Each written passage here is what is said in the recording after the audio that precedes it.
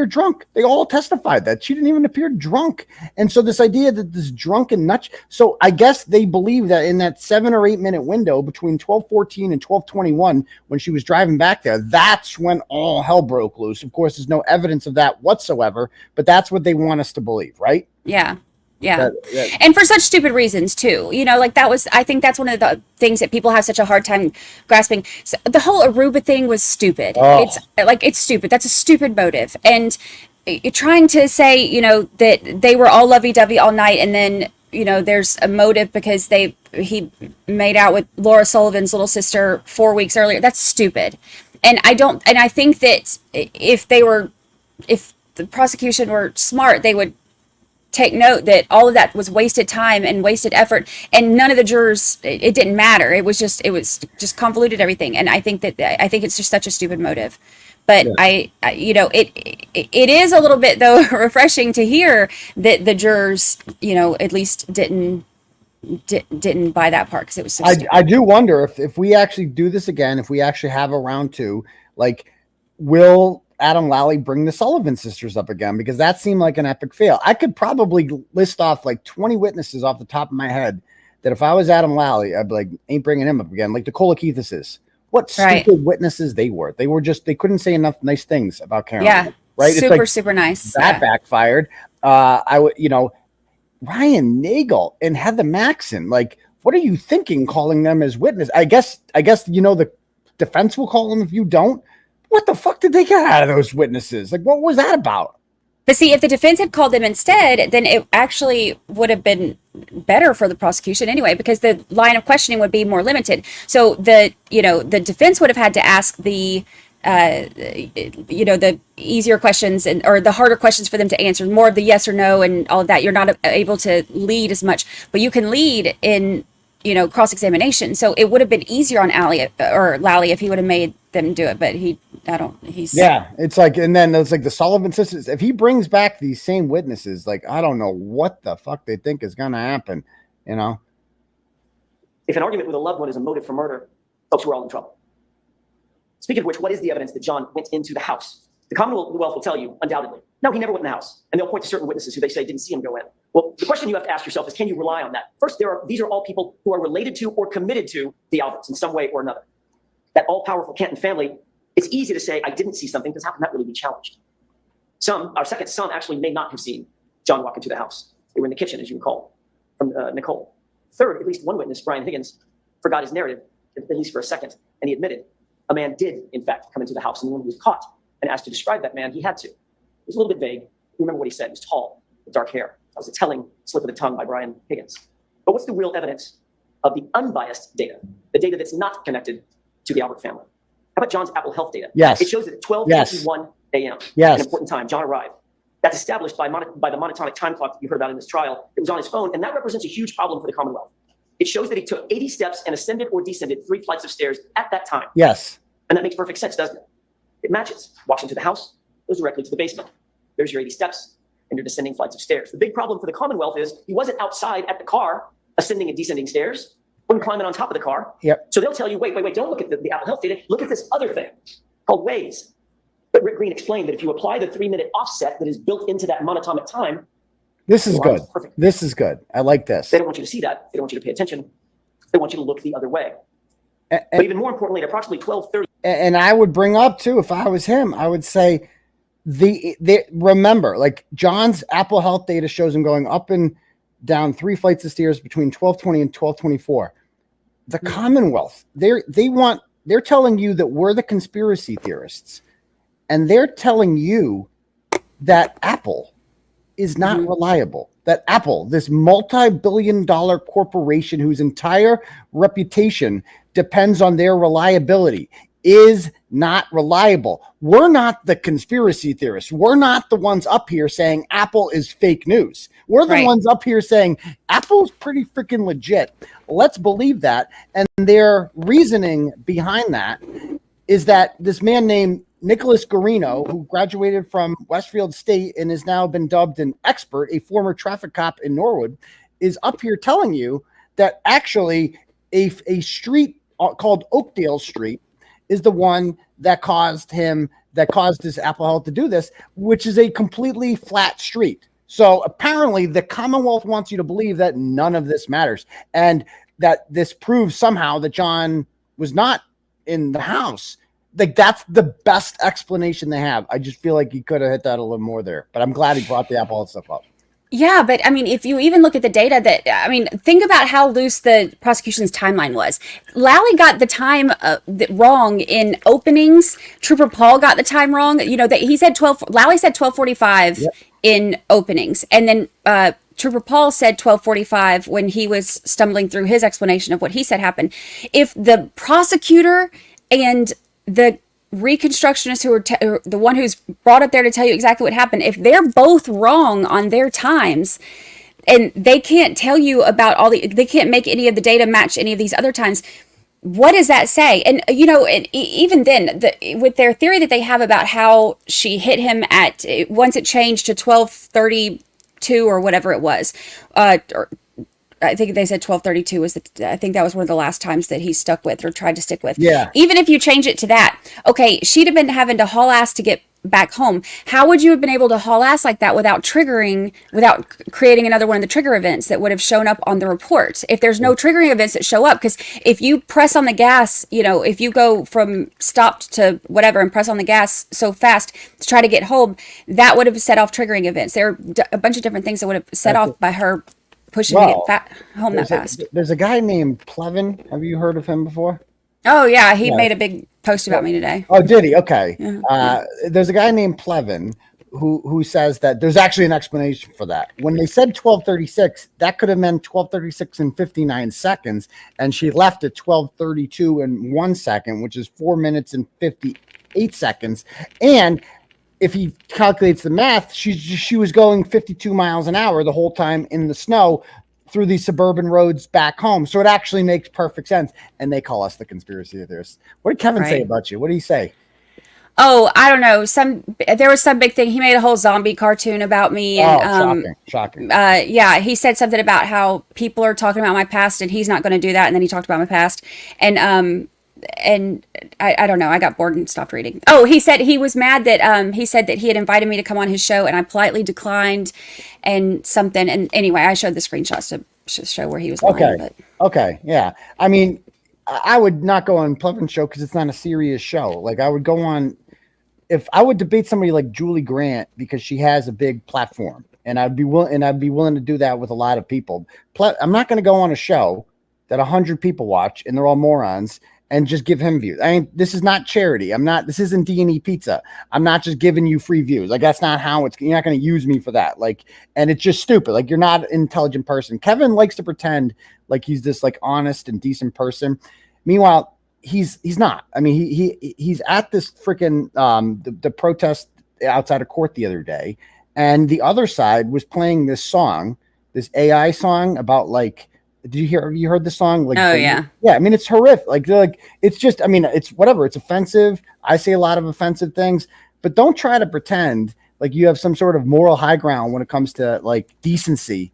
And you're playing a song like that, and Kevin is sitting there listening to it, and I never once heard him say, like, now we should be above this, guys. We got to be better than them, guys. I didn't hear anything like that from him. Like, he's cool with it. They're all cool with it. So this idea that they're so offended by Turtle Boy and his whatever, it's like, bro, we're all in the same pool together. You guys are actually worse. Like, you're much worse. Like, I've never done, like, yeah, I've been offensive. I went up to Jennifer McCabe at a freaking lacrosse game. Oh no, it's a public event. I left after 5 minutes. I view Jennifer McCabe as somebody who's involved in a murder cover-up. I have a couple questions for her. I didn't view her as a witness. I viewed her as a co-conspirator, and I had some questions for her. She didn't answer. I left. The only one assaulted in that video was yours truly by Matt McCabe. You know what I mean? So anyway, let's get back to it. We're getting off topic. Let me get back to this. 32 a.m. Someone holding John's phone takes another 36 steps and travels 25 meters. Why is that so important? Because by 12:32 a.m., Karen Reed was gone. She had already left the location. She left at 12:30. Trooper Garino told you that Karen Reed's phone connected to John's Wi-Fi at what time? 12:36. It is undisputed in this case that it's a 6-minute drive on a good day from 34 Fairview over to One Meadows. She was gone by 12:30, and John's phone was taking 36 steps and logging 25 meters at 12:32 after she left. So don't be fooled. John walked into that house, after which Karen drove away, and the scientific data all prove it. But also, Ryan Nagel and Heather Maxson prove it. In addition to the Apple Health data, Ryan and Heather both independently testified that they passed Karen's SUV as they drove away after talking to Julie. And Karen was alone in the SUV. Yes. John was not with her. He wasn't in the car. He wasn't standing outside the car. He wasn't sitting beside the car. He wasn't laying on the ground beside the car. He was nowhere in sight. There's only one other place that John could have been, and that's in the house. In the house, which means Karen didn't do it. Health data places, so it all fits. Again, I would say the fact, and drive this home, the fact that John was inside that house means that Karen Reed didn't do it. You are not here. It is not your duty to convict anyone inside of that house. You are, because none of them are on trial, and you are not their executioner. You are not their judge. All you need to know is that he did go in the house. And if that is the case, then by law, Karen could not have done this. And he should, I think he should have driven that home, because a lot of them are just like, well, I guess that means that Well, that means I have to convict Colin. I have to, if I'm going to acquit Karen Read, I better be goddamn sure Colin Albert did this. And you don't have to be sure Colin Albert did this. Right. You can believe that Colin Albert didn't do it and that Karen Read didn't do it. I think he should have made that point. And I think that that's so important because, you know, when I'm hearing feedback from a lot of the people who listen to the podcast, but don't necessarily follow all of the YouTube stuff and all of the chats and all of that, you know, that's one of the big things that I hear from them is that they feel like there's plenty of evidence that supports it, but they aren't sure that they could, you know, vote. I can't remember how it's worded. Basically, like they're saying that, you know, like, well, I can't say for sure that, you know, Collett or Higgins or Brian Albert did it.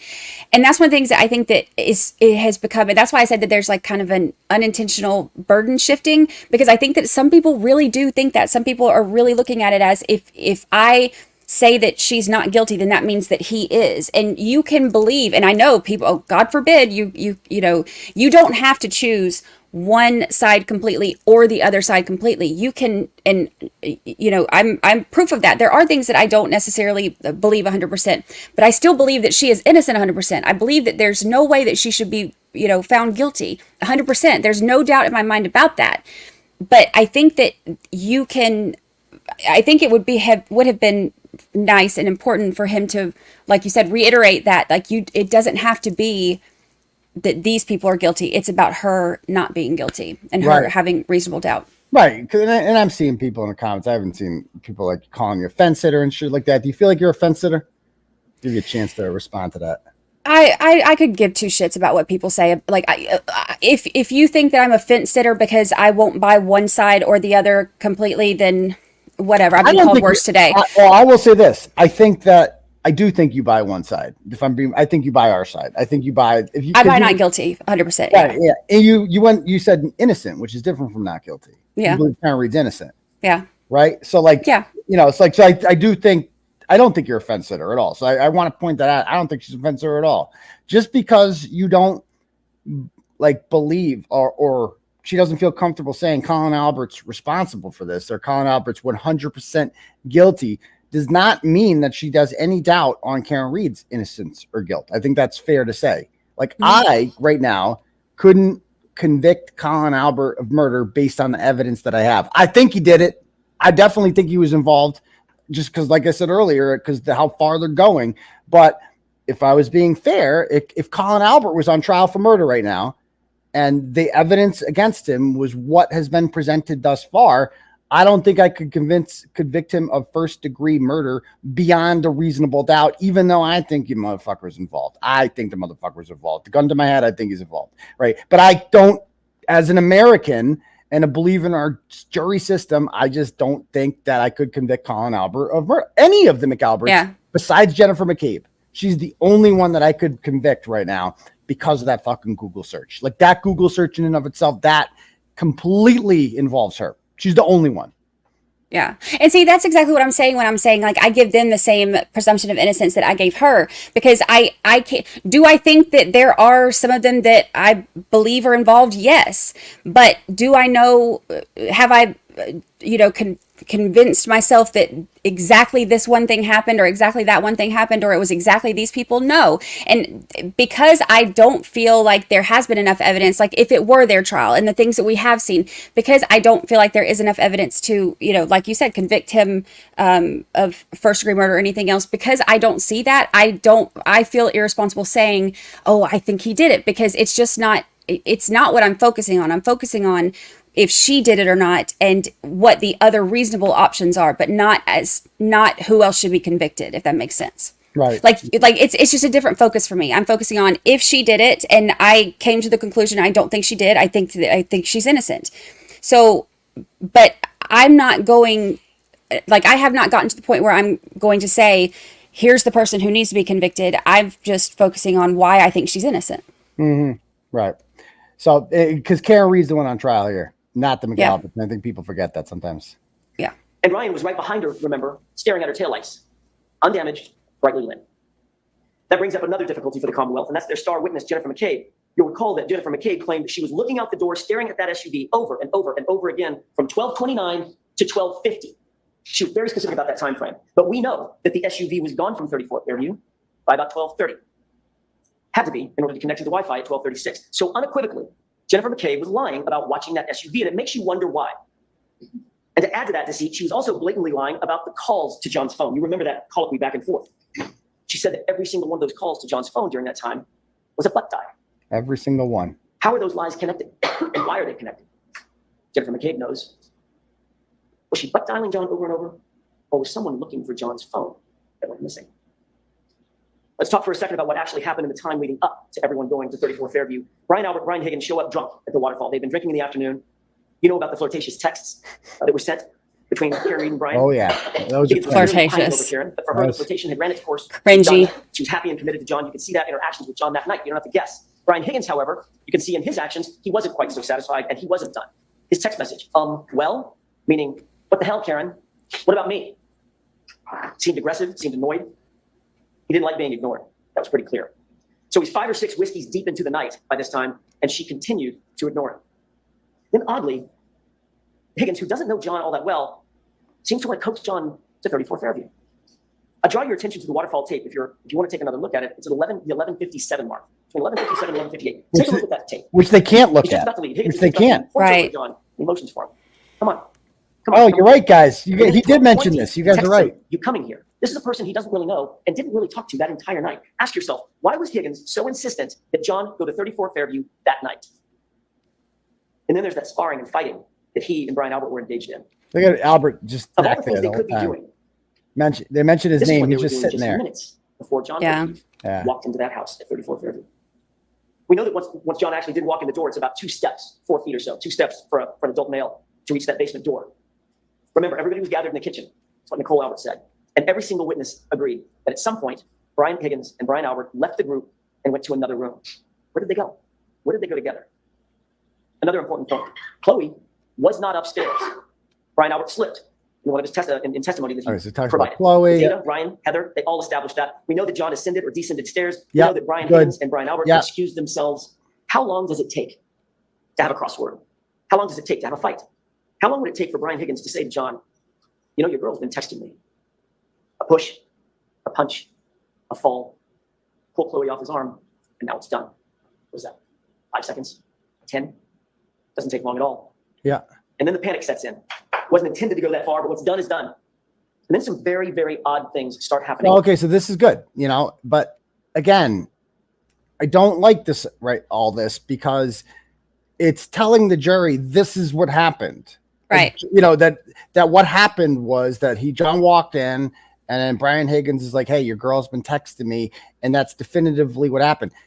He doesn't have to do that.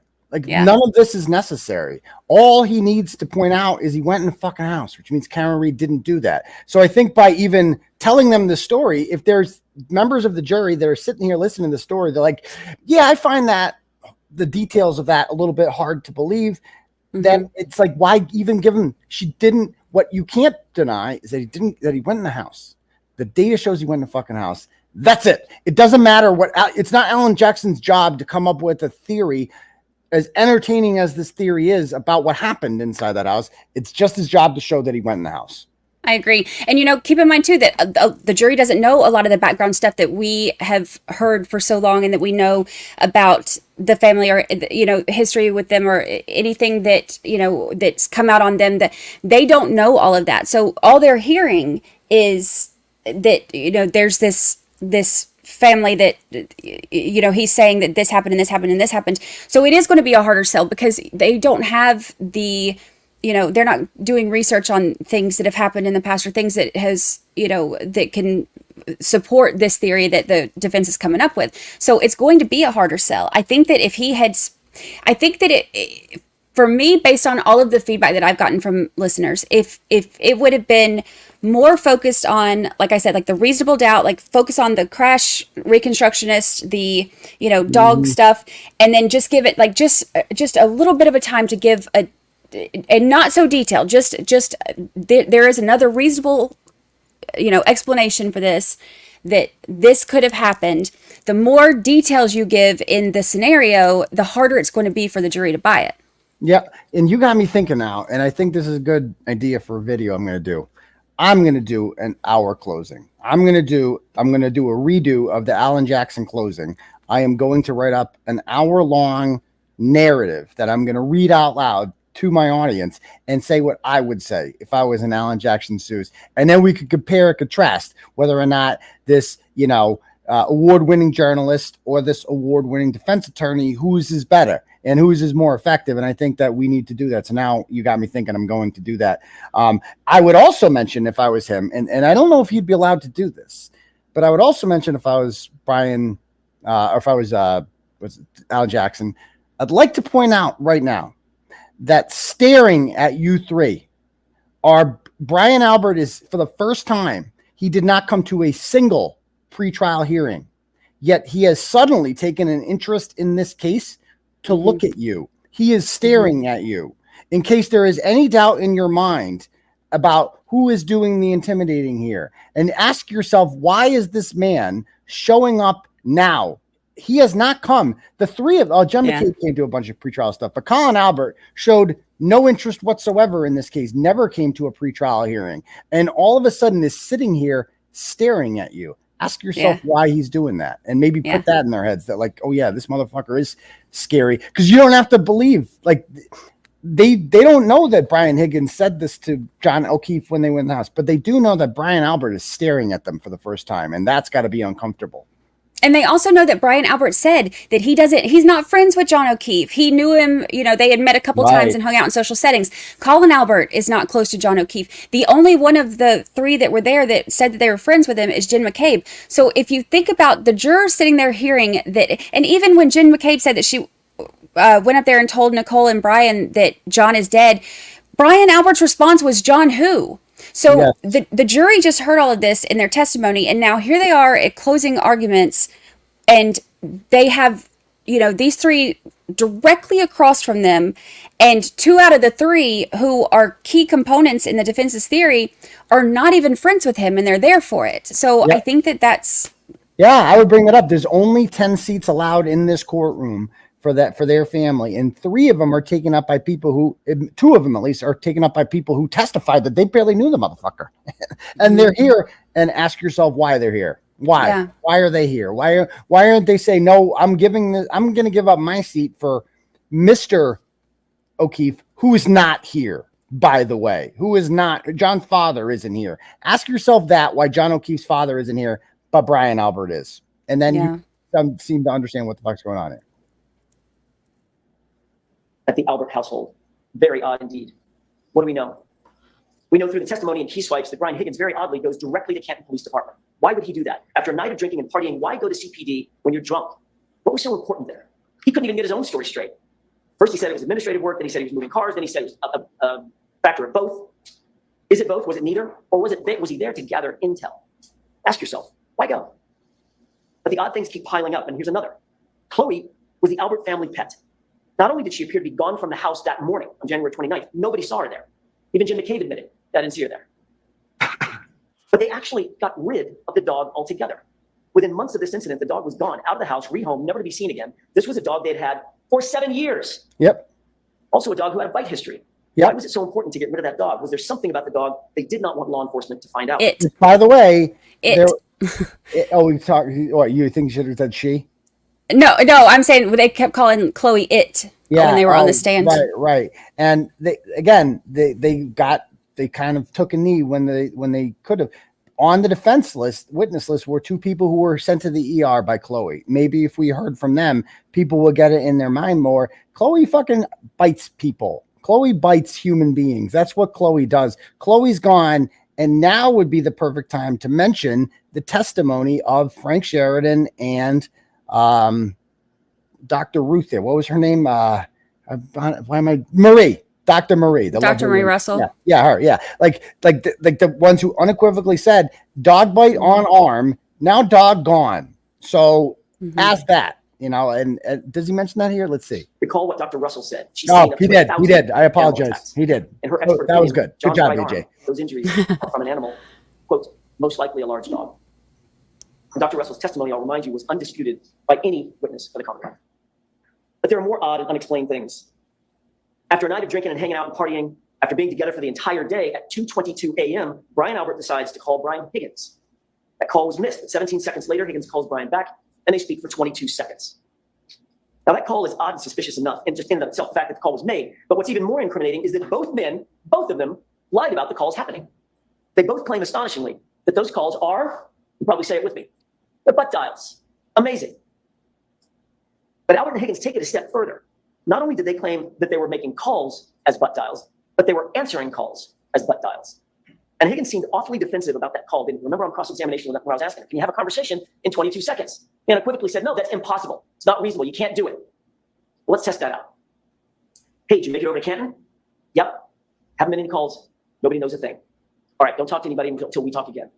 Okay, fine. And by the way, come back over. I need help moving something heavy. Okay, so here we go. So I love it. I love the theory. It's completely plausible. I agree with it. That is something that absolutely could have happened during that 22-second conversation. However, it kind of makes some jurors think that if I don't believe that that is exactly how the conversation went down, then that means Karen Reed's guilty. I think right. That's why I wouldn't have bothered with it. All you need to know about the 22-second conversation is it happened. And it happened despite the fact that both of them testified in front of the grand jury that there was no phone call. And so if they're lying about that, then they're clearly capable of lying under oath. What else are they lying about? Yeah. Yeah. And I think that is one of the hardest things, you know, I think that was great saying, like, you know, demonstrating that what could have been said during the short conversation. But again, yeah, I agree. Like being the specifics of it being so specific on different things, I think. Yeah, it's entertaining. It's good. I like it. I'm down with it. I'm always down for a good theory but it's not necessary. It's not necessary that conversation took place. Again, they lied. Like that's the key thing. And why are they lying? You know? How long did that take? 15 seconds, maybe? But the odd behavior isn't done yet. 5 minutes after that call that we just talked about, Jennifer McCabe is on her phone at her house, Google searching how long it takes for someone to die in the cold. That was at 2:27 a.m. That timeline seems to fit, doesn't it? And it fits a very telling and a very clear story. That search became a focal point of the Commonwealth's entire case. This case was starting to look a lot more like the defense of Jennifer McCabe than anything else. That's probably because there is no innocent explanation for that Google search at 2:27 a.m. None. At the end of the day, clearing away all the confusion of the Commonwealth's experts, we're left with two things that are true. First, neither of their experts could absolutely rule out that Jennifer McCabe made that search at 2:27 a.m. Neither. And second, the only person to use the actual phone model, the actual data, and the actual precise operating system was Rick Green. And he was clear. That search was at or before 2:27 a.m. And then it was deleted. So what else was going on at or around this same time when all this suspicious activity was happening at the Albert house and the McCabe house? 3 minutes after that search? Again, I would say there. Do you guys have you ever gone? You all own iPhones. Ask yourself this: have you ever gone and deleted 20 phone calls, but only phone calls within a certain time period? Have you ever done that? Is that behavior that you can relate to? That like you think is normal? Like, do you think any of this is normal? Like you don't have to believe. Again, you don't have to get into the details. You just have to point out to them this isn't normal. It's not normal to lie about. And explain this by a butt dial. It's not normal to delete all these messages. It's not normal to Google how long to die in cold at 2:27 a.m. None of this is fucking normal. And, right. and that in and of itself is reasonable doubt. And at some point, when there's too many coincidences, it's no longer coincidences. It to me, that it starts painting a big picture and it starts making some other theory more plausible. And I think that's one of the big things though, is you don't have to believe a very specific other theory, just that there is another theory. Right. And 8 minutes after the Albert Higgins 2:22 a.m. call, Brian Loughran. Here we go. Down the street, good stuff with Lucky. And he told you that there is no. I loved Lucky. Yes, he was so likable. At 2:30 in the morning. Importantly, he didn't just simply say he didn't see a body, he wasn't paying attention. He said there was no body there. He knows the property, he knows the owners, he's grown up with these folks, he passes by all the time, not once, not twice, 3 passes. There was nobody on that lawn, period, at 2:30 a.m. And what other suspicious thing happened that night? I would emphasize there, if there's no body on the front lawn at 2:30, then Karen Reed could not have struck him at 12:30. That is what we're here to prove. reasonable doubt. You have an eyewitness, the only eyewitness who is not family and was not inside that house that night, that is telling you that he did not see a body, and that he was adamant that there was, if a body was there, he would have 100% seen it. A veteran, an 18-year on-the-job guy, a guy who, by all accounts, would be inclined to want to protect the McAlberts, has no reason to protect Karen Reed. Drive that point home. That's what I would say. But again, not telling AJ how to do his job. But by 3:30 a.m., someone moved a Ford Edge in front of the very area that would obstruct the view of where John's body would ultimately be discovered. Who's the only person in this case that you've heard about with Ford Edge? Brian Albert. Remember, as you're thinking about this, the basement at 34 Fairview is serviced by a bulkhead. It's a quick and convenient door to the backyard. And that backyard is serviced by a side fence. And that side fence is easily accessible to the front yard at the side of the house. Which side of the house? The side where John's body was found. And by 6 a.m., John's body was, in fact, now outside. While this flurry of suspicious activity was going on with the Alberts and the McCages, what's happening with Karen? All she knows at this point, think about it, at approximately 2:21, she dropped off John, he walked into 34 Fairview, and that's all she knows. She knows nothing else that was going on. So what was she left to think? He goes in to check the party out, but all of a sudden he's not coming back, he's not responding, minutes start to pass, 1 minute turns to 2, 2 turns to 10. Where is he? Why isn't he responding? She's sitting in the cold, dark, freezing outside in the car. Naturally, she's perturbed. Being perturbed turns into being peeved. Being peeved eventually turns into being pissed. By 12:30, Karen's mad. She's left 34 Fairview to make a point, but she's still texting and calling. What could she reasonably be thinking at this point? What's going through her mind? 12:33 turns into 12:34. I can't believe you do this to me. 12:34 turns into 12:35. Where is he? all right, so real talk here. These jurors who believe in the manslaughter but not the murder, right? So they believe that Karen hit him and didn't realize it, right? That's what they believe? Yeah. That's fucking insane. Like, that's even less believable than anything. Like, that she did, like, the Commonwealth is pushing this whole idea that, like, she was so mad and she did this and blah, blah, blah. And that the defense is pushing this other theory that he's killed inside the house. Literally no one was saying that this was a fucking accident. Yet this jury's just like, yeah, fuck it. Like, we'll kind of meet him halfway. Maybe it was an accident.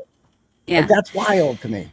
Yeah, because and that's why they got rid of the third one too. Well, not got rid of, but according to the jurors, it said, you know, that they had agreed that the third one was out too, because if she had known that she hit him, then the third one would have been, you know, still up for debate.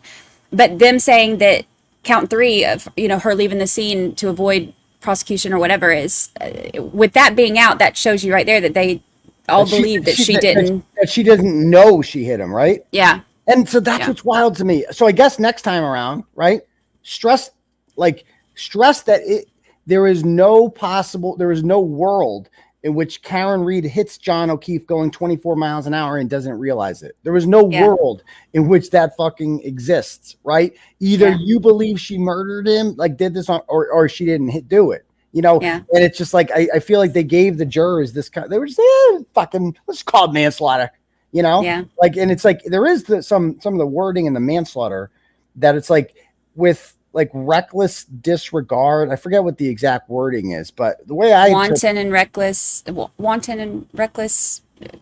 So like, it seemed like there was a way to interpret that in which Karen Reed did not strike John, and she's still guilty of manslaughter. Like, if you believe that Karen Reed recklessly dropped John off at a house where she knew that he could have been in danger and just left him there to die, like if you left your toddler around a pack of fucking alligators and then they got eaten by an alligator, you could be guilty of manslaughter because you just fucking, and I think that I don't know if that's what the jurors were thinking, but that's the only conclusion I can reach is why they thought manslaughter was a possibility, because maybe they blame Karen like John's mother did. John's mother, according to Kerry Roberts, said, and you just left him there?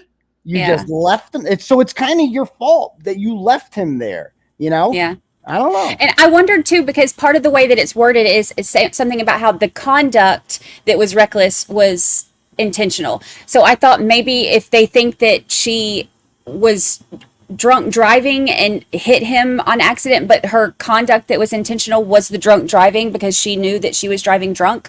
That's something that I considered too that maybe they were hung up on, but because of the wording of it, it doesn't say that she intentionally hit him. It says that her conduct was intentional, and I thought maybe if they think that it's the drunk driving is the conduct that's intentional and that's what caused his death. But good point. Yeah, I do think that this is an educated jury, perhaps too educated, because I think a lot of them judged Karen Read for drinking and driving, which she did. She did drink and drive that night, just like Brian Higgins did, just like Brian Albert did. Just like they all did. They all drank and drove that night. They probably do it frequently. A lot of people drink and drive, right? Yeah. And they make it home and they don't kill anyone. And they're like, yep, shouldn't have done that, but I did it, you know? And I think a lot of these people just judged her like, oh, just like, and we're like, for that, fuck that. Like, she's guilty of something. Like, she shouldn't have drank and drive. And she, you know, she put herself in that position. I do think a lot of them. So maybe next time when they do the jury process, pick a more blue collar jury that can relate to a little bit more. The guys that go down in the tavern and have a couple wobbly pops and drive home, and maybe they shouldn't have, and can relate to her, and just like that doesn't make you a killer, you know? I don't know. Yeah. I'm just thinking out loud here. I do think that. Do you think the second time around it favors the defense? Oh yeah. Yeah. Because I think that there are certain things that they will be able to, based on feedback from, you know, people that have heard everything, based on the things that they are seeing that people, you know, thought was really impactful and things that they thought weren't. I think that they'll be able to really kind of fine tune their stuff. But when you look at the Commonwealth, their case ain't going to get any better. You're not going to get any better reconstruction theory. You're not going to get any. And that's another thing with the reconstruction thing. I talked to a crash reconstructionist who has, and he's an engineer in. Well, I'm going to keep his anonymity. He asked me not to say who he is. But anyway, he has his own firm, and he's been doing the tech stream data for like 20 years. So I reached out to him. I sent him everything I had, and he was like, oh, yeah. And I told him kind of what, and he's never heard of the case. And I told him what Trooper Paul was saying about the tech stream data and what it meant. And he's like, well, first of all, he's reading it wrong. And so I had like an hour-long conversation with him, and so I'm going to put it in one of the coming episodes. But he was saying, he's like, there's no way that he should have been allowed to testify, that Trooper Paul should have been allowed to testify on that tech stream data, because he's not an expert on it. He said, by the way that he's reading it and the things that he's saying, it's very obvious he's not an expert. And he said, if this is going back to trial, because I told him it was a hung jury, he said, if this is going back to trial, then that can easily be thrown out, because all you have to do is have somebody like who is an expert, you know, go in and say, like, show what actually an expert is. And as soon as you push back on it, as soon as the defense pushes back on it, and they can show that he's not an expert on this, he's not qualified to testify on it, then they can have that thrown out, because he's reading a lot of it wrong. I thought that was really interesting. Yeah. And I had this thing the other day where I kind of made fun of people in the other group who were like, this is what Lallie should do second time around. And I actually agreed with I don't know if you saw that episode, but I said that I completely agree with them, because they were saying things like they should produce Chloe. Definitely. We're on to something here. Like, we both agree. Yeah. The difference is they think Chloe's alive. They think that's going to happen, and it's not. And it's like, to me, it's like, oh, they're close. They're close. They're getting there. They're on the right track to figuring out, like, why aren't they doing this stuff? Like, why aren't they, you know, they said they should get a better crash reconstructionist. I agree, but they're not going to, because that's as good as it gets. That is because they're not going to be able to explain it, you know? Right. And then the defense can still look at that and say, okay, well, you're saying that this happened now, but your theory before, you know, like, your theory has changed. And that's one of the things too, when they got the tech stream data, their theory changed on how she hit him. Before it was a 3-point turn, and then they got this tech stream data, and then, you know, now it's like, oh, the 24 miles, which, by the way, that's another thing he said, the 24 miles per hour, he said is not, he's like, that wouldn't have been. I'm the only one that actually tried to do that. I actually drove. I literally parked right there at 62 feet. Okay, this is what we're going with. Is it possible to go that fast? It's not. Yeah. I gunned that motherfucker. I went as fast as I could. I couldn't do it. There's no way Karen Read could, in a heavier vehicle, by the way, which would take longer to, you know, because of the extra weight, it would be harder to accelerate to that speed. So my smaller vehicle, with, I believe, equal horsepower, would have been more equipped to reach that speed, and I couldn't do it. I couldn't do it. You know, so But here's the deal, Brandi. It's getting a little bit late. So I got a bunch of turtle chats to read, and those take some time, and I want to play the Paul O'Keefe conversation. So I don't want to tie you to that because they're going to be like, you're supporting this harassment of Paul O'Keefe. So I'm going to get you off of here before that happens because I'm looking out for you. But I do thank you for coming on, and I appreciate and keep up the good work, and don't let them trolls get to you. All right. Thank you. I appreciate it. And how can people find you? How can people follow you?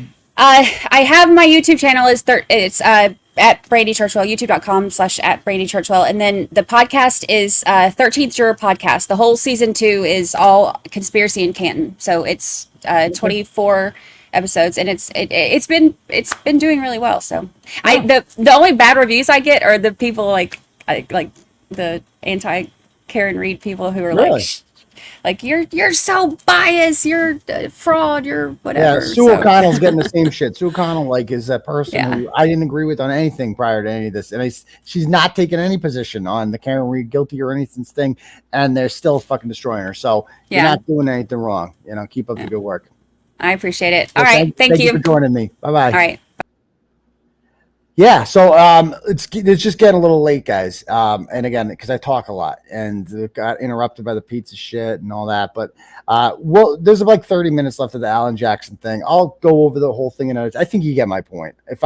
And now I'm motivated. Now I'm going to do a stream where maybe I'll even stand in front of a podium and wear a suit, and I will speak to the jury, and I will do the Turtle Boy closing. Not that I'm not a better litigator than Alan Jackson, but second time around, I think he could use some of my advice. I'm just saying, like, you got to learn from your mistakes. When he gave that whole closing argument, I thought it was fucking brilliant. I wanted to stand up and clap. I'm like, oh, that was so, it was music to my ears because he was telling me exactly everything I believed in, and he kind of summed it up. But the fact of the matter is, the undeniable fact of the matter is, it didn't work. That's what nobody can deny. It didn't work. And when it's his job to deliver an acquittal, and an acquittal didn't happen. So it's fair to go back on it and say, let's do it this way. Let's try something different. And Dr. Turtleboy delivers. Like, I bring the goods. So like. And I think that Alan Jackson is not going to be offended by anything I said. If anything, I think he would actually agree with a lot of the things I said. I'm just saying. And the Brandi, I don't know what people thought. I don't know what people thought of her. I like her. I think her podcast is good. I think she's like Sue. She's like a lot of these people who just stuck to the facts in this case and didn't come out, who I've criticized, like that guy Peter from Lawyer And a lot of people took it the wrong way. I'm like, I wish he'd would come out and be like, this is outrageous. Karen Reed's 100% innocent. That's what I want. But he didn't do that. Instead, he just presented the facts, and the trolls got on him for that. Like Emily Baker, the trolls are like, oh, I'm so disappointed in Emily Baker. Why? She never once said Karen Reed's innocent. That never happened. She just presented the facts and was like, so this is weird that this didn't happen. And this is unusual, just point out, and that's it. And because of that, and I think Brandi's kind of done the same thing. And for that, she has just been fucking like, these people are so, and she's not used to it. She's not built like this for me. Like, I'm built for this shit. I've been in this game for a while. I'm used to it. I've had the most venomous shit. Go look at the shit that they've brought up. If you're new to this, if you jumped on with Karen Reed, bro, look at some of the older shit. Look at the shit that happened during like 2021, like that shit. Like when text messages of mine, like old text messages with random whores starts showing up, like, oh, here, like embarrassing shit, bro. Revenge porn. Like, she hasn't had that happen. Like, that's worse. Like when a fucking video of you beating that thing on the couch, like it owes you money, right? When that gets released, I can't begin to describe how traumatic that is when something like that happens. It's fucking horrible. Like when it happened the first time, I'm like, my life is over, right? Like there's no coming back from this. A fucking video of you spanking it on the couch is just released into the wild. And now the worst people in the world have it. And you're like, well, my life's fucking over, right? And you're like, well, that sucks. But then you just got to own it. You're like, yeah, but it's pretty big, isn't it, motherfucker? Yeah, it is. It requires an extra emoji for you to blur that shit out, motherfucker. And you just own that shit. You're like, yep, it is. We all do it. I sent it to a woman that I was in a relationship with, or whatever. It's, whatever. It speaks more badly of her that she crossed the line. Like she did something, like it's an unspoken code. Like you don't do that. Like everybody who not everybody, but this is how courtship works now. Like this is how hooking up works now, right? Like, yeah, hey, any nudes? Like that's pretty standard. Like, and then like, yeah, okay, here's some titties. Here's, oh, you like my ass? Oh yeah, okay. What do you got going on? Oh, here's dick, like, and then you send them back and forth, and everybody does that. And then video here and there. Okay, you do that, and it's kind of an unspoken thing that nobody's going to release these videos because of this. Like because there's a code, and you don't do that, and it's wrong. And when I thought there was no coming back from that, and because of that, I'm like so battle tested and battle whatever, you know what I mean? But she's not. That's the point I'm getting at here. Like she's not used to that. And nobody is except for me. I'm the only one who's dealt with this shit. Like nobody else can compare. So sometimes it's hard for me to put myself in the shoes of other people who aren't in the game, who haven't been through this. And it's like, I've seen the way that she's reacted to some of this shit. Like Tiger Woods, like, yeah, Tiger Woods is somebody's like Tiger Woods, kind of like Tiger Woods. Like Tiger Woods' personal life was fucked up. It was. Great golfer, amazing golfer, fucked up personal life. Cause you know what I mean? And it's just like, it became public, and it's unfortunate. I didn't want to know all that about Tiger. I don't care. I don't care about any of that Tiger. Nothing like that matters to me with Tiger Woods. What matters to me with Tiger Woods, he's an amazing golfer, the greatest golfer of all time. That's what matters, a winner. That's what I love about him. So anyway, let me read a couple turtle chats, and then we're going to go over to Paul O'Keefe thing. Okay. So that's my thing on that. All right, let's read this. Got a few here to get through and some cash apps. Okay. Ashley sends $5 and goes, like a house away from the Palmer, Mass Turnpike Bridge. I'll cover that bridge Labor Day. If I hear more about it before then, keep us informed. Will do, Ashley. Yeah, that's what I'm saying. On Labor Day, let's organize this. Let's get the Paul Cristoforos of the group. I think Labor Day weekend. Message me if you think that's a bad weekend.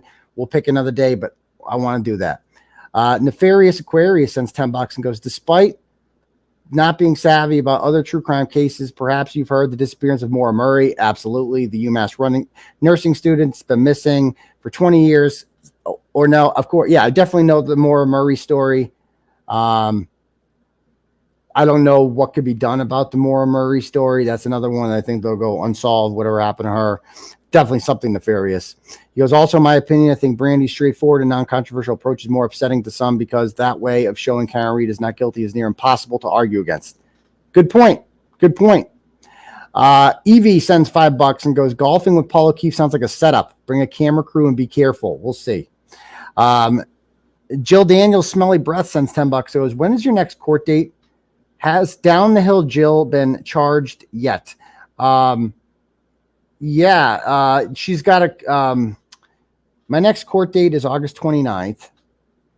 I have one August 22nd with Fake Victim, but I'm not even going to that. Pomeroy doesn't, he's like, he always points out, he doesn't have to come. He doesn't, because he knows that he doesn't want all this shit. So I'm not even going to go to that on the 22nd. There is the Jim Farris and what's her name? Jill Daniels court date on the 22nd for a clerk magistrate's hearing. I don't have to go to that, but I kind of want to. The problem is I'm on vacation that week, but I really want to go to that. So we'll see. We'll see. That's in Stoughton. It's behind closed doors. No one can actually go inside and watch it anyway. So we'll see. Julio Iglesias sends $5 and says, what happened to the defense's request for a hearing to determine if Katie McLaughlin perjured herself? I know, it just kind of disappeared. It was supposed to be revisited after the Caitlin Albert testified. I know.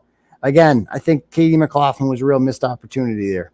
Gina sends $10. Says, remember, Auntie Bev only gave 1 hour for closing. Oh, I remember that.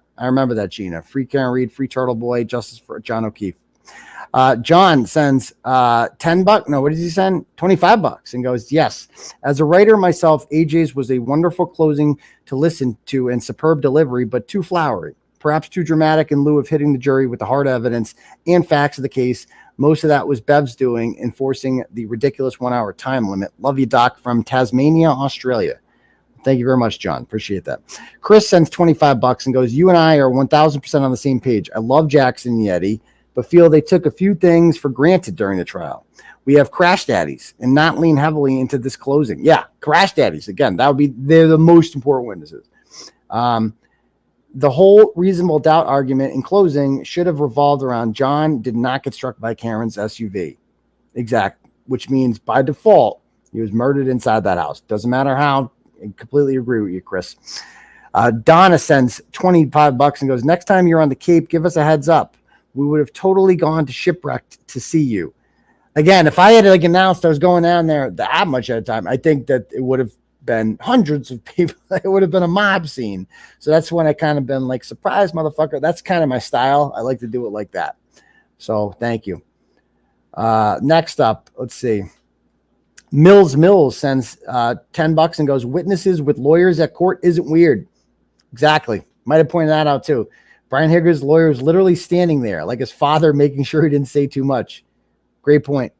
Do we have any turtle chats here on the Cash App? Let's see.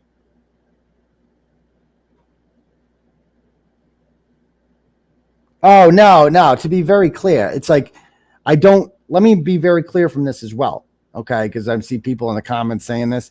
I will never, ever, ever send a video like that again and have not. Like those, I have learned my lesson. Like, unfortunately, some of you might do it.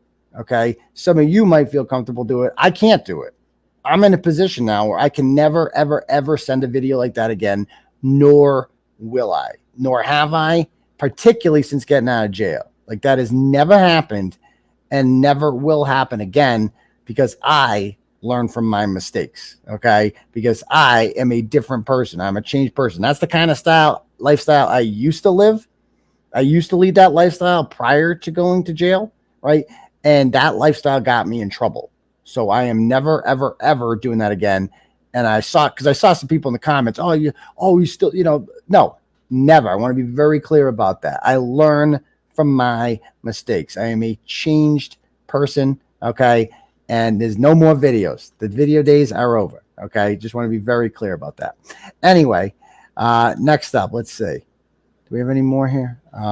Cash apps. Anita sends $15 and says, Turtle Boy, do not meet up with Paul O'Keefe. It's a setup. We'll get to that. Thank you. Rich sends $25. He goes, ending Canton corruption. Thank you, Rich. I appreciate that. GJ sends $6 and goes, do not go golfing alone with Paul O'Keefe. It's a setup.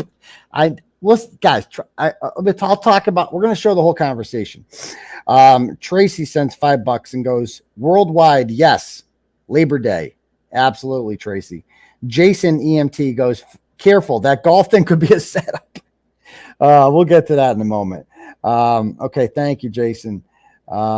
Tracy sends $5 and goes, stand out. Yeah, buddy. Absolutely. Okay, cool. Again, if anyone else wants to have their message read, you can click at the link at the top for Turtle Chat, or you can cash at me at $ Uncle Turtle Boy.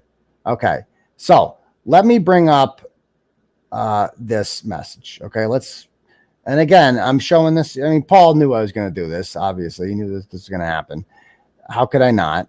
All right, so Paul O'Keefe messages me out of the blue, and I've said a lot of critical things about Paul O'Keefe, and stand by almost all of them. Especially the general idea here that his interview with Christina Rex I was embarrassed for him. Like he showed the world, and I'm glad he did it because he kind of showed the world. Because a lot of people ask, why are the O'Keefes involved, and why are the O'Keefes okay with all this? Because they haven't put any thought into this. Like, that's why at all. They literally have made up their mind based on nonsense. They have not looked at the facts, and it was embarrassing for him. And because this is his brother, you know what I mean? This is his brother. Like, he should take a lot more concern into like the allegations and evidence that Karen Read has provided, instead of just looking at it like and immediately wanted to dismiss everything they said. Like, he's not interested in the actual truth, right? So this is how it starts. Okay, so let's play this. So he starts off all aggressive. I'm taking you down. I hope you know that you're done. You're going to jail, actually prison time. I hope your kids are prepared. I so look forward to that. That's just demented to say. Like, I'm so looking forward to your children not having a father. Like, that makes him excited. Why me? I didn't kill his. Nobody's saying I killed his fucking brother.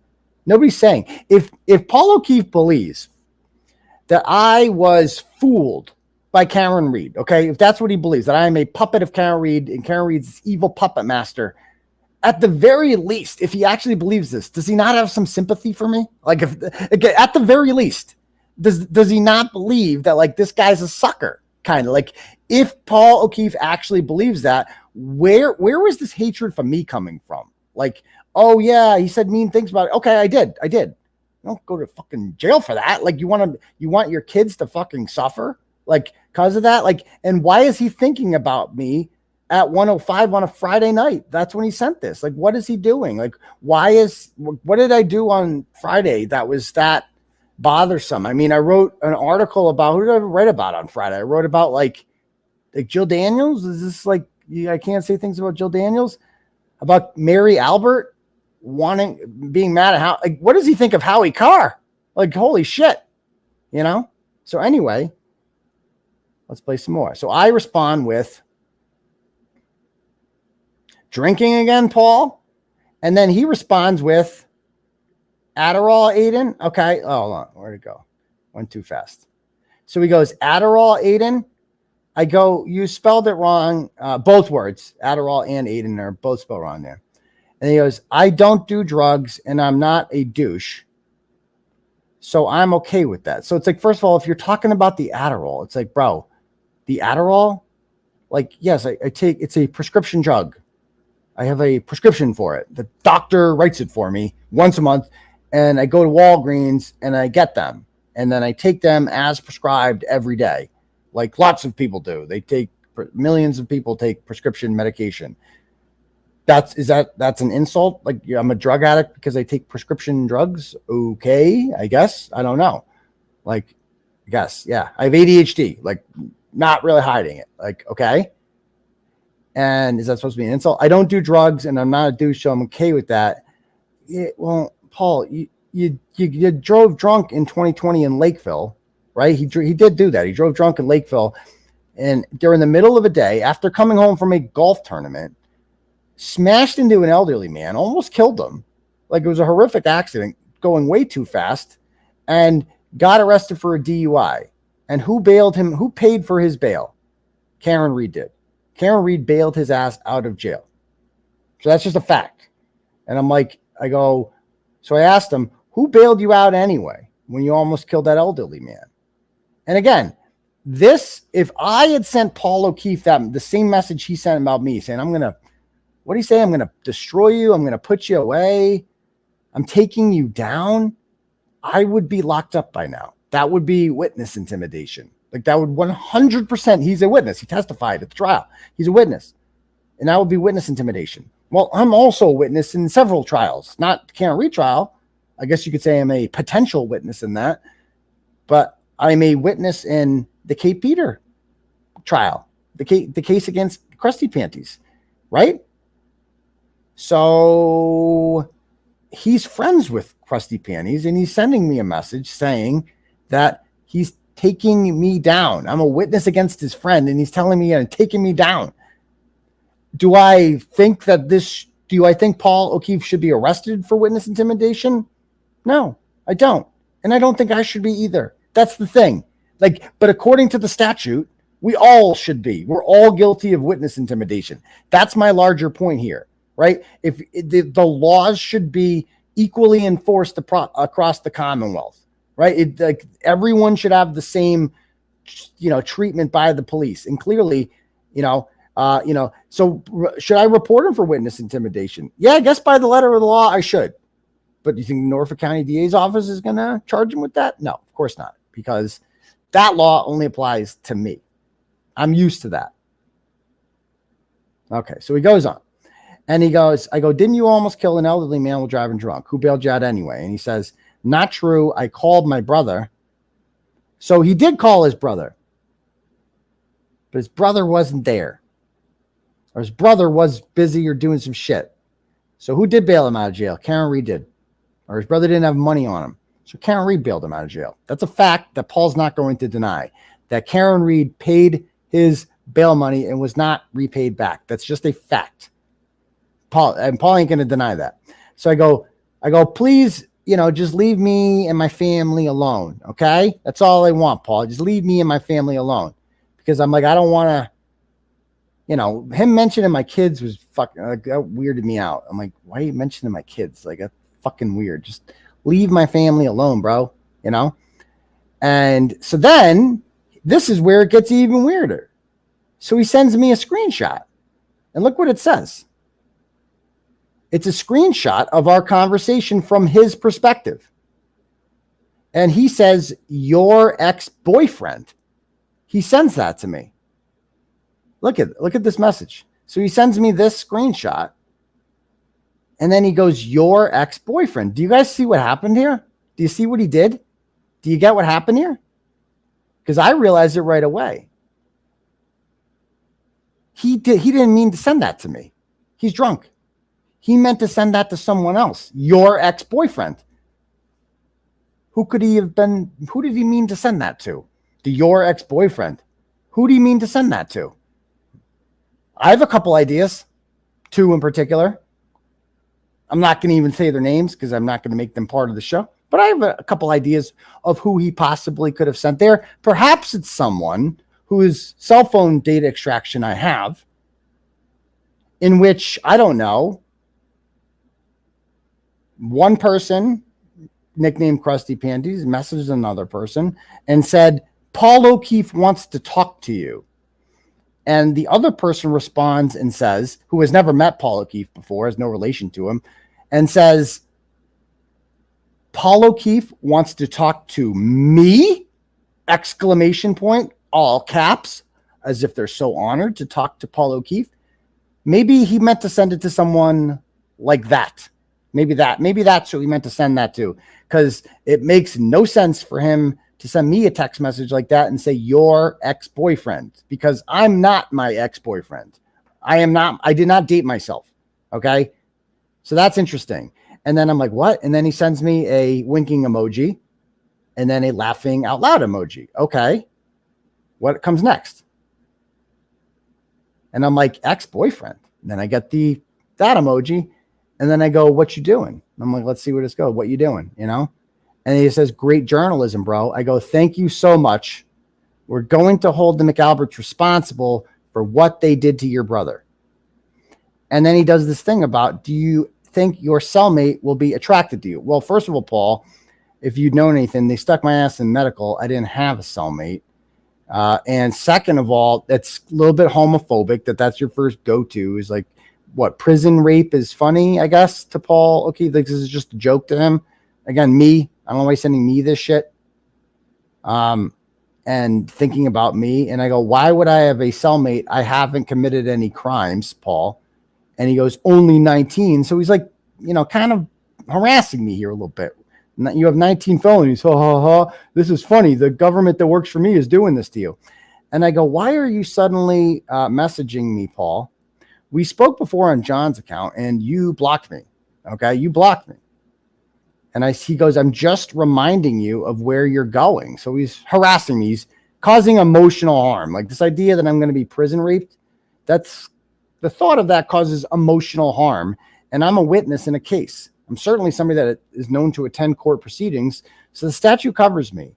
And maybe, just maybe, I perceive this as, I don't know, Paul O'Keefe, the reason that he's messaging me and telling me this is that he knows I'm a witness in a case against his close friend, 𝗃𝗃𝗃, who he talks to all the time and is the official self-proclaimed spokesperson for his family. And perhaps he's messaging me because he knows I'm a witness against his friend 𝗃𝗃𝗃, and he doesn't want me to testify against her. Maybe that's how I interpret this, because that's how the McAlberts all testified that they interpreted my actions, as they claim that I did that because I'm a witness against them and I was trying to prevent them from testifying. That's how I got indicted. That's how I was charged with witness intimidation, because they had to say that in order for me to be indicted. So maybe I feel the same way. I don't know. And he goes, you didn't already know? I go, Paul, I don't appreciate what you said about my children before. I'm just trying to do my job. I wish you nothing but the best. I never mentioned your kids ever. Nice try, bud. Best of luck to you, though. And I'm like, hello? You never mentioned my kids? He never mentioned my kids. Like, bro, he goes, I hope your kids are prepared. So it seems like he did. It seems like he did mention my kids. Okay. And I go, sir, you mentioned them right there. That's not really necessary. Then he goes, my apologies, Aidan. You've been so good to my family. I should show you the same respect. Okay. So it's like, well, Paul, like, so he's basically saying here, I am doing this because I'm mad about the things that you said on your show about my family. That's why I'm doing this, is because I'm mad at you. Like that's his motivation of doing this, is because I should be allowed to say horrific things about your children and bring them into this because you said things about my family that I don't like. I've also been, by the way, pointing out that the reason that I have 19 felonies is because I've advocated so hard for his brother. Like that's what this is all about. This is about Cameron Reed, but more so it's about John O'Keefe, because John O'Keefe was murdered by the McAlberts. I'm 100% positive of that. I know that. And then it was covered up, and that outrages me, man. Cameron Reed is just the side product. Cameron Reed is the person who had, if it wasn't in the McAlberts, they had to blame it on someone, so they blamed it on her. She's just an interchangeable part in all of this. This is about John O'Keefe. And I am facing all these felonies is because I advocated for Paul O'Keefe's brother. So for Paul O'Keefe to say that I've treated his family bad is wrong.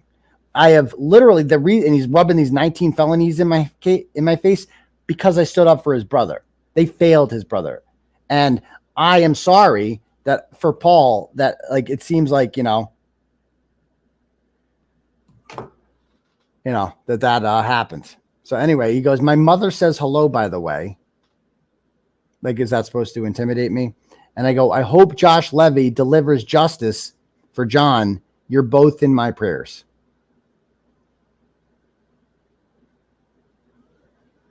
And then he goes, you as well, my friend. And I give him the heart emoji. And I go, thanks, much love, bro. And he goes, glad we are friends. Okay. And I go, I didn't know we ever stopped. What are your, now that we're friends, like, what are your Labor Day plans? We're doing some standouts. We would be honored for you guys to join us for justice for JJ for some standouts.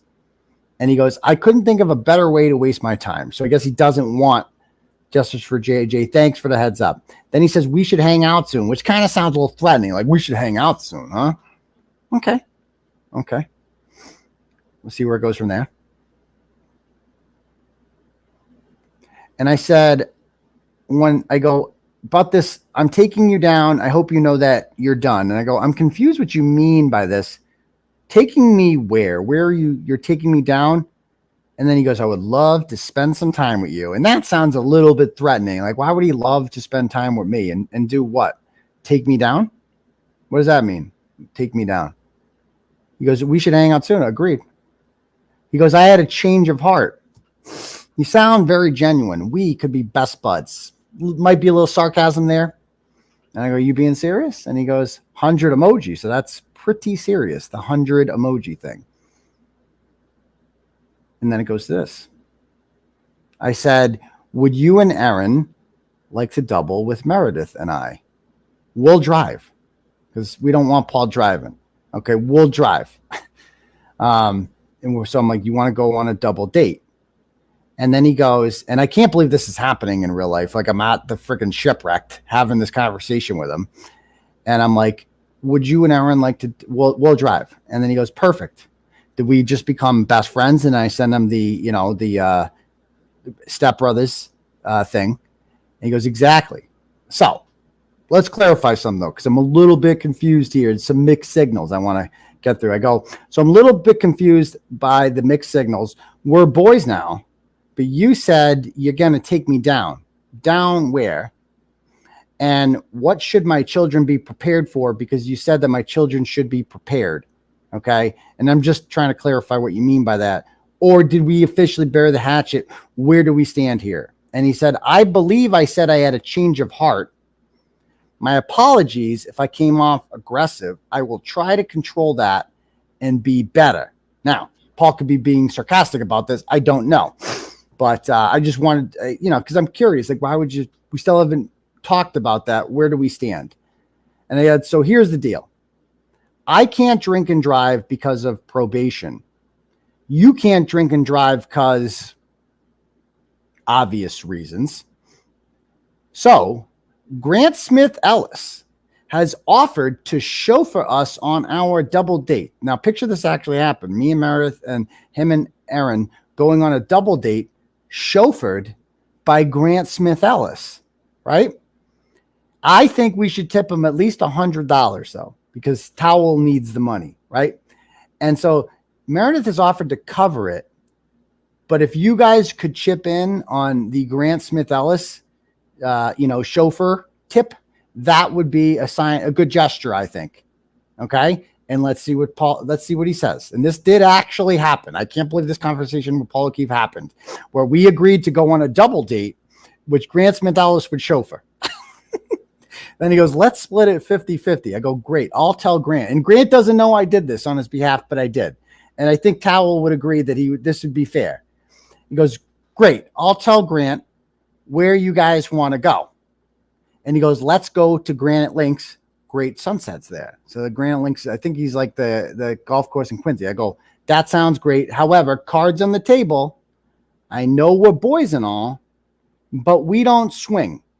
What's yours is yours, and what's mine is mine. Capiche?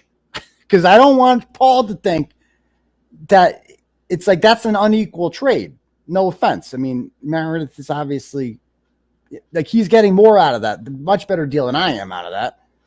No offense to Aaron. But I'm like, what's yours is yours, and what's mine is mine. Capiche? Okay, because I know these Canton people, you guys are into that shit. A little weird, okay? I'm not into that. Not happening, okay? This is just what's yours is yours and what's mine is mine, okay? And Grant gets nothing. Grant goes home to the towel, okay? That's the deal.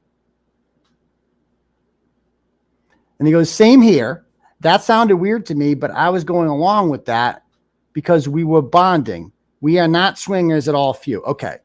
Then he goes, do you golf at all? I go, only when I'm tossing a few back. He says, I'll bring some high noons, of course, and make a day of it. I will give you 5 strokes total. $100 a man. Now, I'm not a good golfer. He's going to need to give me a little more than that. A 5 handicap. Because I bet Paul seems like the kind of guy that golfs a lot, likes to pound. Like, that seems like Paul likes, like, they all like doing that shit. These guys live to go on to for charity golf tournaments and get drunk during the day and just get away from their wives. Like, that's what they fucking live for, is putting on some, Docker shorts and, a polo and just going out with the boys, tossing a few back, hitting the links at a charity golf tournament. They love that shit, these people, right? And I go, do you golf? And so he goes, I'll give you 5 strokes, $100 a man. So I would need more than 5 strokes. I bet you Paul probably has like a 7 or 8 handicap. I'm going to need a little more than that. I'm going to need I get at least 10 mulligans, or we play best ball. Then I go, let's make it interesting. If I win, you donate $500 to the Turtle Boy or Karen Reed Legal Defense Fund, whichever one of us you like more. If you win, I will buy $500 worth of D&E charity pizzas to donate to the charity of your choice. It's like, he goes, deal. So he admits that D&E is a charity pizza shop, which is that was gold. Like, that D&E is a charity, because I don't know if you noticed this. All these people who are supporting John O'Keefe, these support groups for John O'Keefe, they've turned into a support group for D&E Pizza. Like, that's what it's turned into. It's like Nobody's talking about like justice for John O'Keefe. They're talking about how can we keep Chris Albert's business afloat. And that's the new thing they're doing. They're buying these shitty French fries and pizza and just paying for it. And they're like, give it to the homeless. But they never, ever show any pictures of any of these pizzas going to homeless people or like the elderly or anything like that. I think they're just buying pizzas and then throwing them away, or Chris Albert eats them. I don't know, something like that. Or Jim Farris eats them. And he goes, deal. See, we can do better than we've been doing. We are both assholes, but we have big hearts. And then he goes, I would donate to you, by the way. I think I like you more. He likes me more than Karen. See, I'm telling you, he kind of, you know, which is weird why he wants me in jail. I go, my legal fees, and this is where it gets really interesting. I go, my legal fees definitely went up as a result of the February 26th hearing. Because if you recall, according to the fake victim, she was invited there by Paul O'Keefe, okay, on February 26th. All right. And that's kind of, you know, and I go, like, that's, you know, if we're boys, you can't be doing shit like that. You know, like that's uncalled for. Uncalled for him to do something like that. Just my opinion. I'm just saying. It seems kind of uncalled for. So I go, you know, like I have these legal fees largely because this individual who just made some shit up, and then you invited that individual to court with you in order to kick me out of court. Like, that's messed up, Paul. Like, if we're boys, bitches be crazy. And I go right here. Did you really invite her? And what was his response? I didn't. So what's he saying here? Well, let's play the tape. I'm like, so I sent him this tape. I'm like, you didn't invite her there? But she testified that you did. I'm like, I could have sworn that she testified under oath that the reason she was at court was because Paul O'Keefe invited her. And so, hold on. So I sent them this tape, edit, rotate left, edit, rotate right.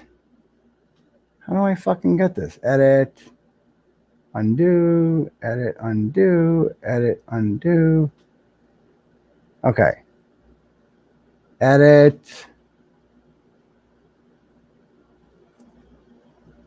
rotate. Let me just pull this up so I can share this video that I sent to him.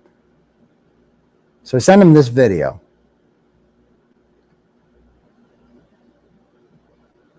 Okay, how can I rotate left? Does that do it?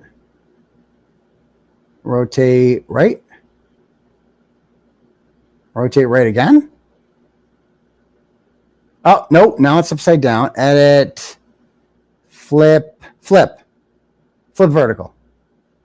Oh, here, it's inverted. Holy shit, we got an inverted video, but it's close enough. So this is the video I sent to him because remember, he said I didn't. Well, let's play the tape.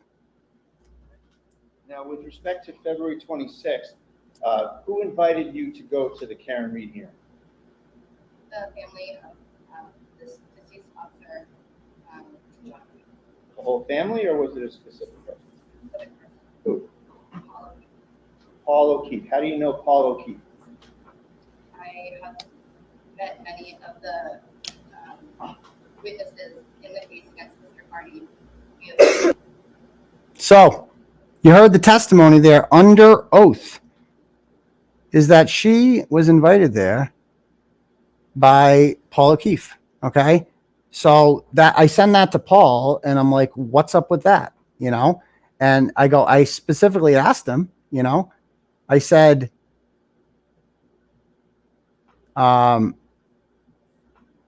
like I specifically asked him, I go, did you invite her? He says, I didn't. Okay. So now Paul O'Keefe is denying this, saying this is a lie. And I sent them tape, like, well, it says right here. She says, you did, brother.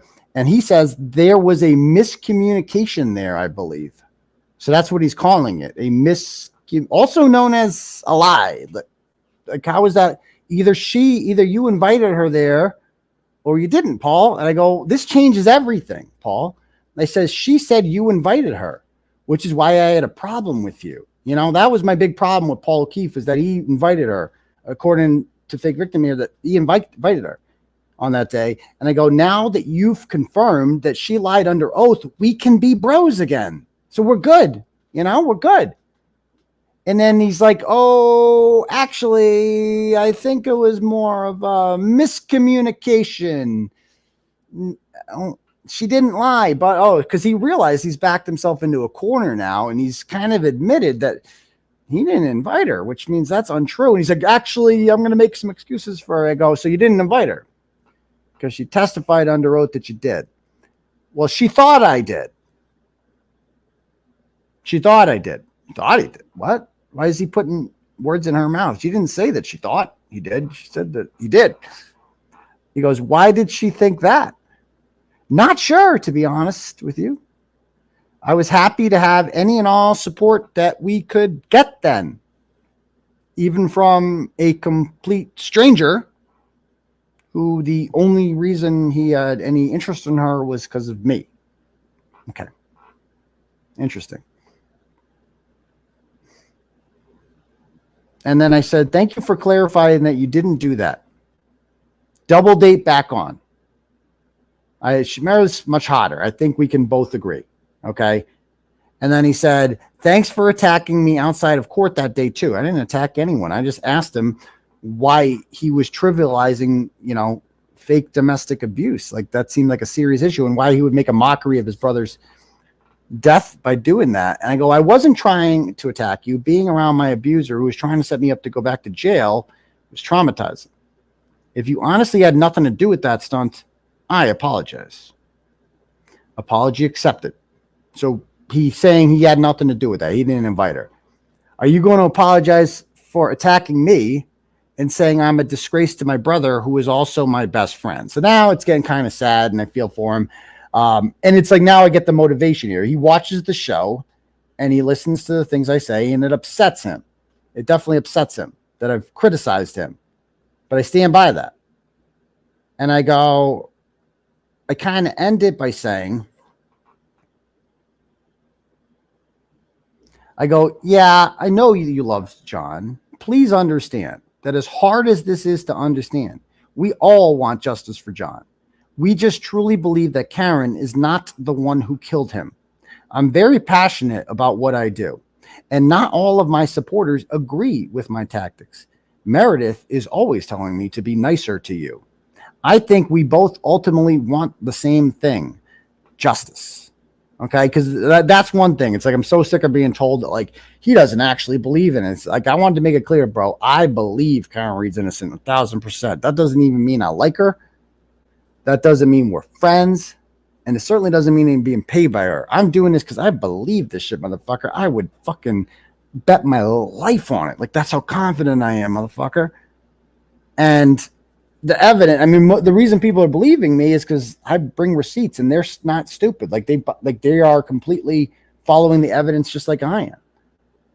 And then he goes, and I respectfully disagree with you. Karen did do this. I understand your appreciation. I understand your position and appreciate your passion. I wish you were on my side, though. That kind of says a lot. He wishes that I was on his side. So why is that? You know, maybe because I have a large platform, and that would be helpful to him. I don't know. Like, I don't know, but I can't be on his side because the facts are on his side, and the evidence isn't on his side. So I can't do it. You know. So again, am I actually going golfing with Paul O'Keefe? I doubt it. I doubt that's actually going to happen. But again, I'm not afraid of anyone, you know? And I do believe, just reading that message from Paul, like, he does love his brother, you know, but his hatred for Karen Reed is misdirected. And he doesn't really believe this. He just doesn't, he's not ready to come to terms with the reality, because the reality is embarrassing to him. Well, first of all, it's horrifying, the reality. And it's also embarrassing because he has paraded these people around and brought them around. He can't do it. He has too much pride. Him and his mother have too much pride, way too much pride. And they hate her too much. And they hate me. And they hate me because they know I'm right. And they know I'm effective. And they're not ready to and they're just not ready to accept it for whatever reason. So, you know, we got real there. Like, do I think Paul O'Keefe is the worst person in the world? No. Do I blame Karen Reed if she hates Paul O'Keefe? No, I don't. I would hate Paul O'Keefe if I was Karen Reed too. I don't hate Paul O'Keefe. I'm embarrassed for Paul O'Keefe. I'd be humiliated if I was Paul O'Keefe. That I think he's kind of a dick, like, quite frankly, staring her down in court, messaging to me, talking about my kids. Like, that was uncalled for. That was completely uncalled for, you know? So that's just my thoughts on that. So, oh, he's being mean to Paul O'Keefe. Bro, Paul O'Keefe messaged me and talking about my kids and shit. What the fuck, you know? I'm not crying about it, but don't pretend like Paul O'Keefe is this, like, completely innocent guy who is just, you know, we should all feel bad for. It's like what the fuck, you know? But anyway, let me see if there's any more turtle chats I can read here. Yeah, we got Kathleen sends $10, goes, do not meet up with Paul. Let your lawyers know about it. Bro, if you guys can't, I'm not saying anything, but I saw a couple commenters who get it. Let's just put it that way. A lot of you guys don't seem to get it. And I'm not going to say anything, but if you read that conversation and you can't see what I was doing there and what was happening, I'm not going to spell it out for you. It should have been pretty self-evident why every single thing I said in that conversation was for a purpose. Okay? And if I need to spell it, if a lot of you guys are like, don't go. Bro, if you're one of the people saying don't go, you're not getting it. You're not getting it. If that's your takeaway from that, it's like, don't go. Don't go. It's a setup. You're missing the whole point of that conversation and why I said the things that I said. And I'm not going to get into why. Okay. But like Microdot says, 4D chess. Lily sends $10. It goes, I cannot stress this enough. Thank you. Hashtag free Turtle Boy. Well, thank you, Lily. Dumpster Juice sends $10. Goes, hashtag justice for Turtle Boy. Hashtag free the closet baby. Yes.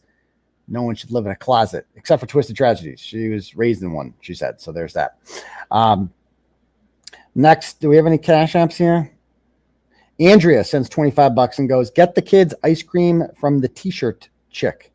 Oh, yes, Andrea. She's the one that made my Jill Daniels Touch Me shirt. And this shirt. She made this one for me, too, before it was even available in the Turtle Boy store. So thank you for that. Okay. Anybody else have anything before we call it a night? Let's see.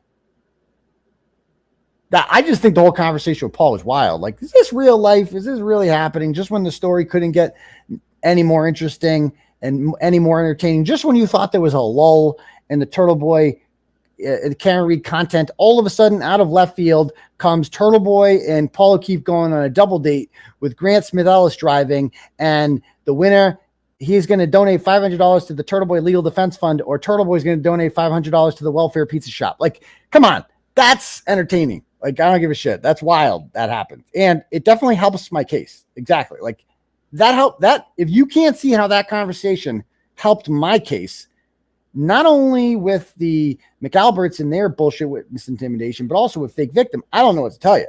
Like, I don't know what to tell you about how that should be obvious. Nicole sends $5 and goes, chess, not checkers. Play Paul like a fiddle. I'm not playing Paul. I don't know anything about that. Okay. Anyway, guys, the double take. I'm like at the bar cracking up. I'm like, this is fucking wild. This is wild. People keep coming up to me, taking pictures. They only know, like, bro, me and Paul O'Keefe are bonding right now over some serious shit. All right. Yeah, the staff said that jail like, they confirmed everything. They're like, dude, she's banned from here. People didn't like her. People called her out on it, and it happened between, like, early. It happened like 6 p.m. or some shit. Well, he can't invite. I have an order on her, so she can't come. It's not going to work.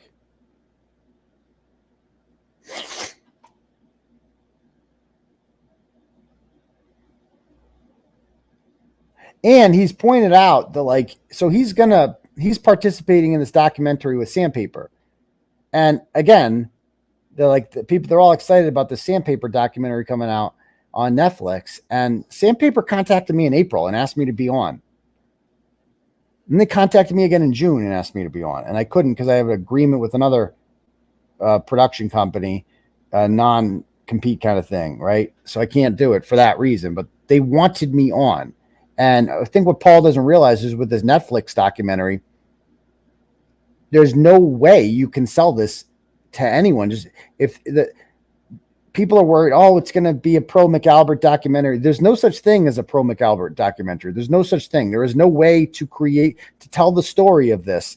And for the viewer, the unbiased viewer, to view it and be like, yeah, I align with the 𝗵𝗵𝗺s. No, they can't do it. Like any publicity is good publicity for Karen Read, quite frankly. And any publicity is bad publicity for the 𝗵𝗵𝗺s. It is a huge mistake on their part participating in it.